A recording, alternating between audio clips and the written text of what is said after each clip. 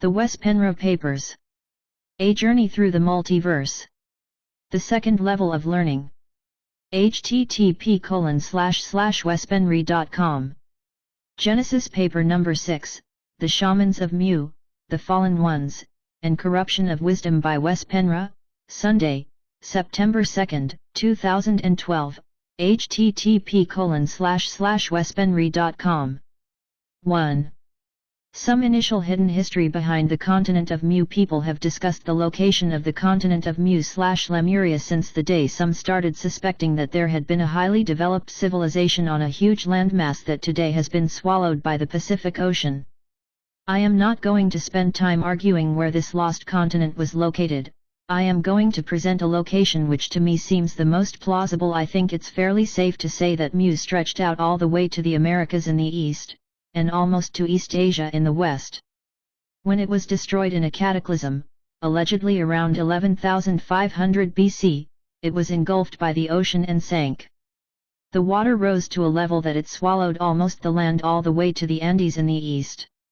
Left were only a few islands here and there, which are still there today, filled with statues, statuettes, landmarks, that are witnesses of a long-forgotten time. It is quite astonishing that here on Earth, people can go through a decade or more of schooling without Mu even being mentioned in their classes. Still, it's a big part of the mythology among the Australian Aborigines, the Polynesians, and the Native Americans.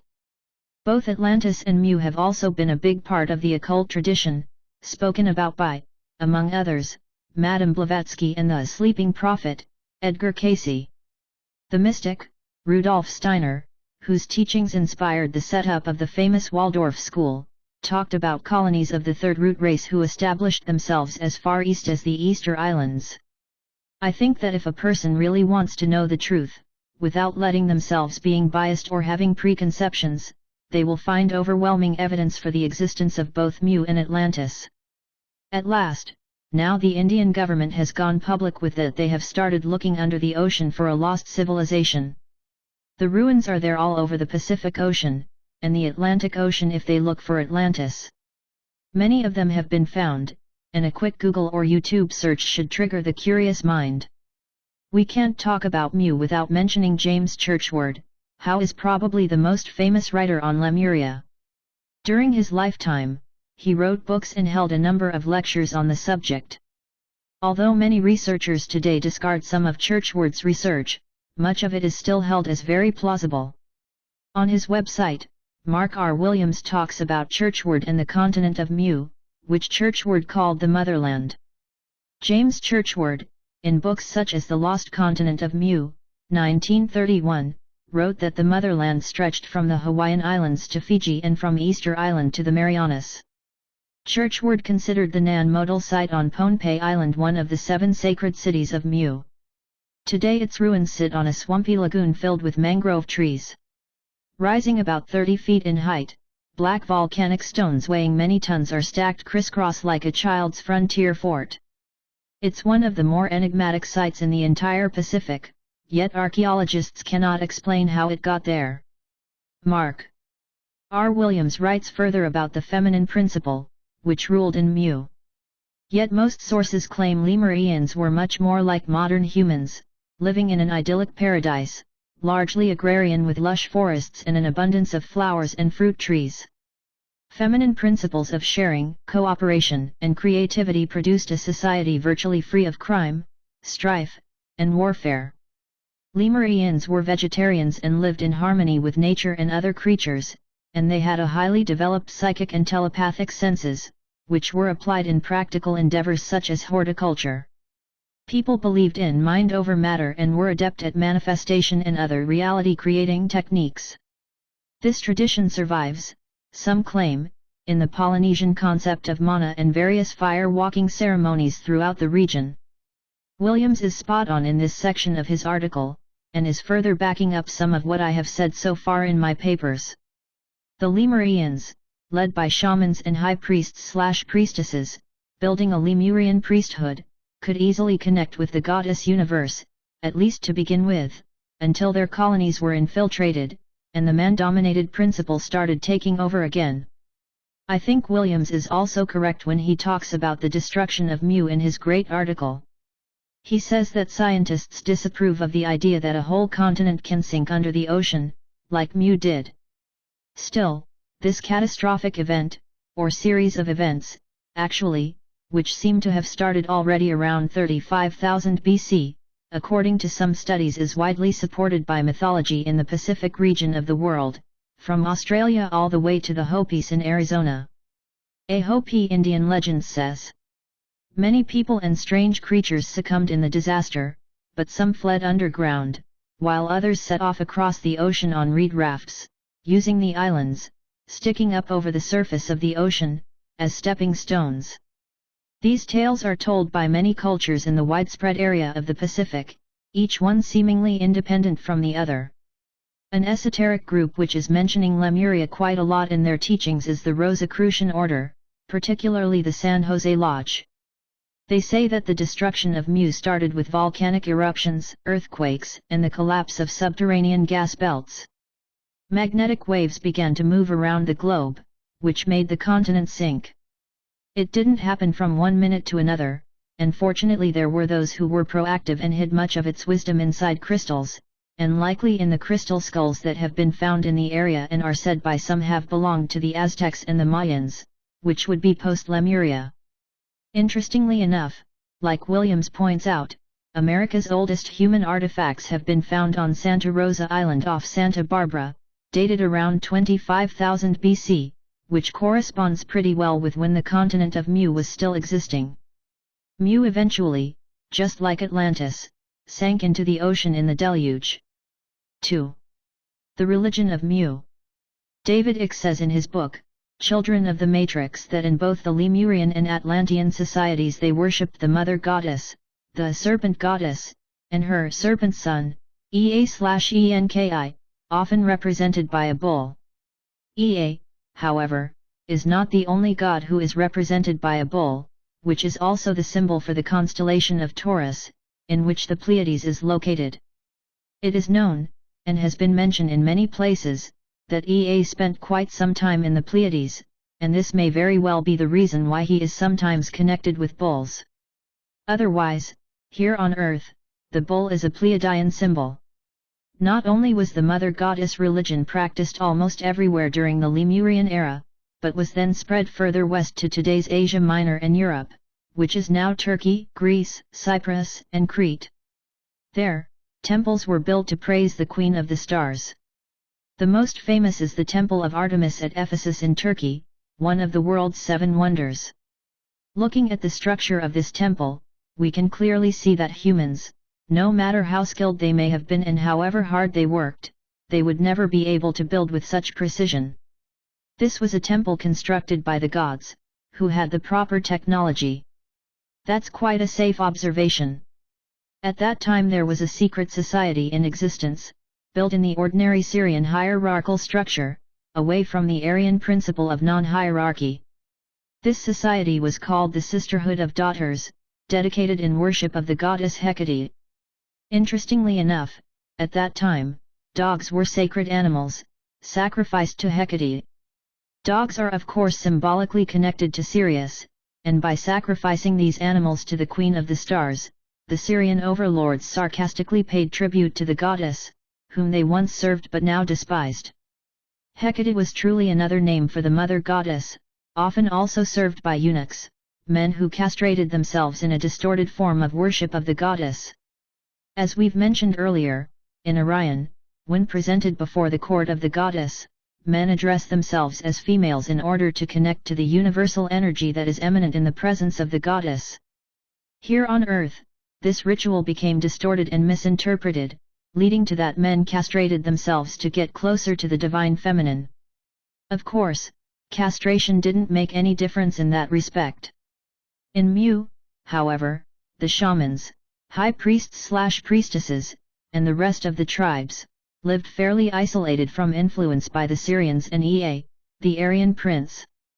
Prince Enlil was busy digging for precious metals and building smaller cities for his slave masters, his Syrian brothers, so they could live more comfortably and be served by human slaves, who had to abide their smallest wish. Ea, on the other hand, dedicated himself to further genetic engineering, both of humans and of plants and animals. Thus, well-programmed humans, more intelligent than the miners, now spread all over the world. Until things were settled and the new humans had built up the right energies for the Dark Lords to take real advantage of, many humans were quite free to build their own tribes and societies. However, luring in the background was always the Aryan/Syrian agenda, unbeknownst to even the highest initiated shaman, to build up divine energies and to create a control structure that would work to rule mankind under one umbrella and collect enough divine energy to challenge the Queen of the Stars. Manly P. Hall, 33rd degree Freemasonry of Honor, who was a great Mu and Atlantis enthusiast, wrote quite extensively on the subject, also inspired by the Rosicrucian, Sir Francis Bacon, who wanted America to be the new Atlantis. He wrote that the most secret rituals of ancient initiation was done underground, in deep cavern, in subterranean crypts, away from the distractions above the surface. They were called the caverns of the mysteries. 3. The multidimensional Lemurians. With a lot more of their DNA active than the common human of today, the Lemurian people soon learned to become quite multidimensional. Free from stress and major outside influences, they developed quite extraordinary psychic abilities. Although the Syrians had put the grid in place and closed the stargates, the Lemurian priesthood could still astral travel, in the beginning only far enough to get to outside boundaries of the grid system, but they advanced with time. If it wasn't for the grid and the lock-in of planet Earth, the early Lemurians would probably have reached the same, or similar level of multidimensional abilities as their ancestors, the Namlu. However, after perhaps thousands of years of shamanic practice, the female shamans, sometimes in conjunction with a male, could break the boundaries and access the 96%, albeit without full potential. This was noticed by the Syrians in the astral, and they fed off the energies, which prevented the humans from reaching their true potentials. The Lemurian people were quite telepathic and used this ability to communicate between each other, which limited their need for vehicles to travel between tribes. They could simply nano-travel. Advanced technologies were therefore in many ways obsolete and not even something the Lemurians were particularly interested in. Instead, they lived close to nature from which they were born, and understood that Mother Earth and the Sun were sentient beings whom they respected at first, and showed gratitude towards, but as the societies declined, they started worshipping. The same thing happened when practicing the sacred rituals of the goddess religion. After some time, the rituals turned into worship of the goddess, including sacrifices, instead of connecting with her and realize they were one with her.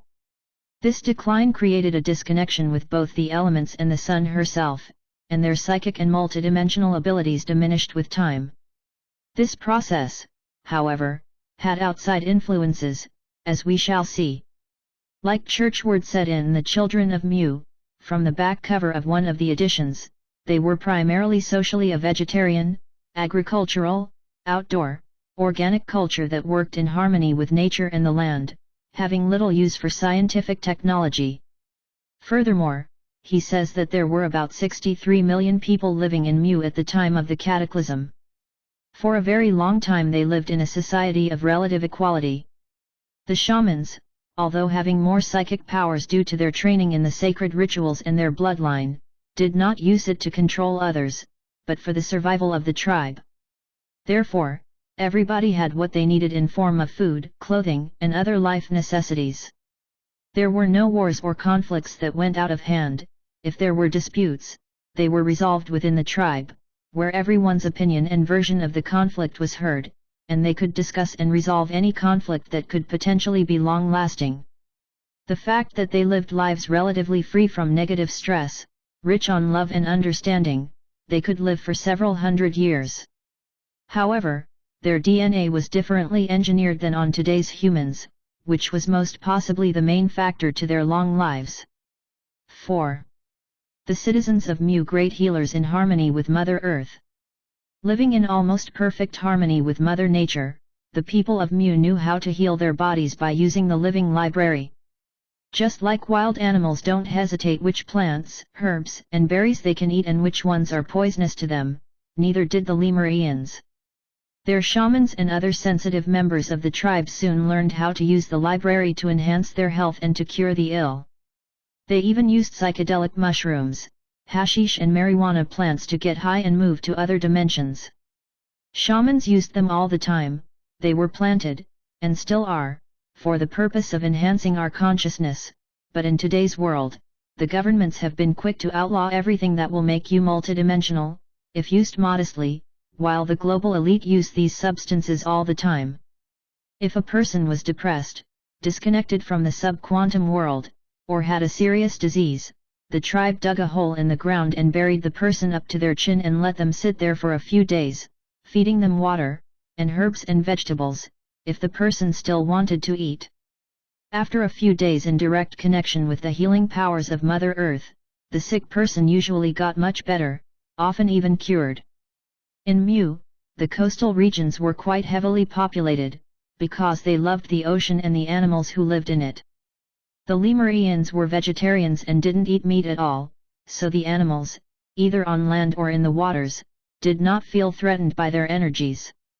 Just like the Atlanteans, the Lemurians had a close connection with animals. It was not quite the same strong connection that the Namlulu had, because due to the lower frequency of Earth in the Lemurian times, the animals had become meat-eaters and were not always as responsive as during the First Golden Age.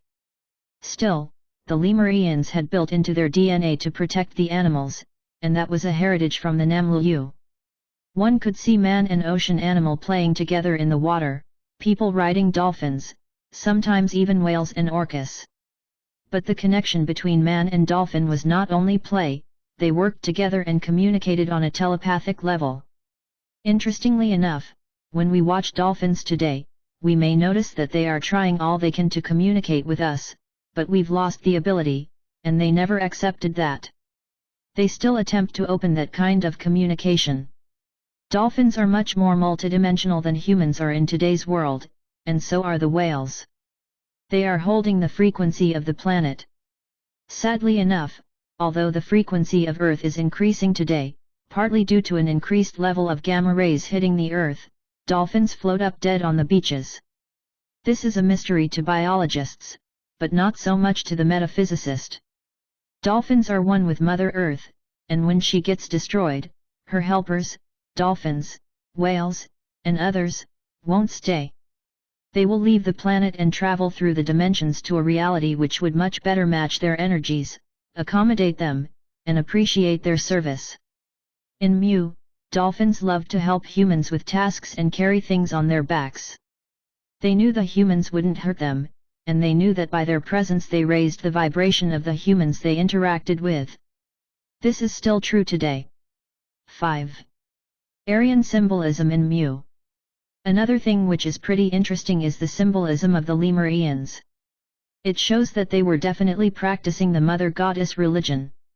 One of their major symbols was the swastika, which at that time represented the spiraling consciousness of the Milky Way galaxy, a symbol of the mother goddess, figure 6 to 5 below.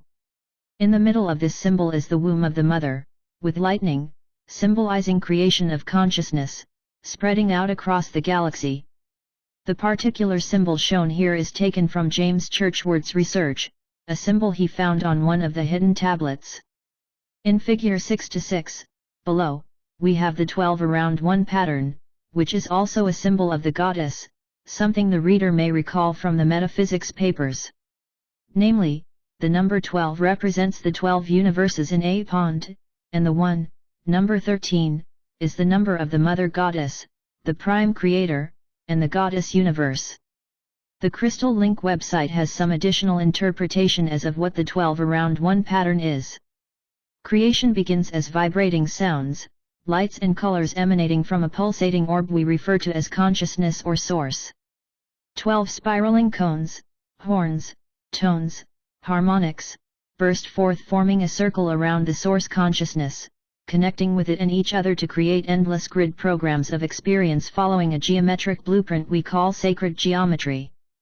Soul sparks of light spiral from the central source, randomly moving into the grids to consciously experience. The 12 around 1 pattern, 12 equals 1 plus 2 equals 3, or third dimension references physical reality as nothing more than a biogenetic experiment based on linear time to experience emotions. We mark time in cycles and loops following this pattern: clock, calendar, zodiac wheel, alchemy wheel, etc. http://www.crystallinks.com/12around1.html right bracket. The numbers 12 and 13 have been sacred since ancient times, because creation is built around the number 12, and 13 is the number of the divine, the goddess. Then, in numerology these figures can be broken down and mean something else. This also goes for other sacred numbers. 6. The return of the Titans. Like I've mentioned elsewhere, there were more extraterrestrial races here on Earth during these times than just humans and Syrians, but to keep focused on our story as much as possible, I have just mentioned them in passing. However, some of these extraterrestrials that people see even today, are not so, but actually native to Earth. They were simply earlier experiments in genetic engineering and manipulation, experiments that later were abandoned by Lord Ea and the Syrians, and others before them. This is the reason people see reptilians coming out of caves, or otherwise seen near water. Some of these beings consider themselves being the true owners of this planet, because they were here before Homo sapiens. Most of them still live underground. These, however, are not the races we are going to talk about here.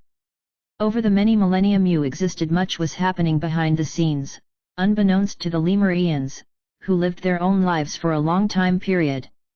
One thing that happened was that the Titans, who had survived the destruction of Old Terra by hiding deep inside the planet, now came back to the surface.